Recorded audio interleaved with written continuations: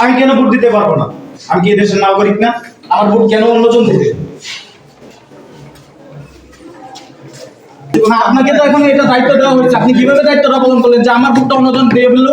আপনি কি আপনি কি আমরা ডিস্ট্রিক্টটা ফিরে দিচ্ছি আমরা কেন তাহলে ফিরে দিবেন? কি করতে আসি না আমরা সেটা আপনি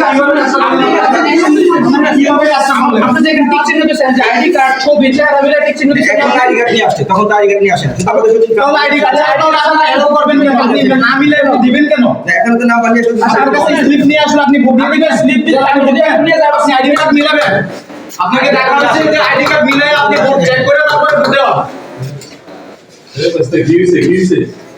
না, আমার ভোট অন্যজন দিয়ে ফেলছে, এটা কি হলো? আমি ভোট দিতে পারবো না? উনি বলতেছে আমার ভোট হয়ে গেছে।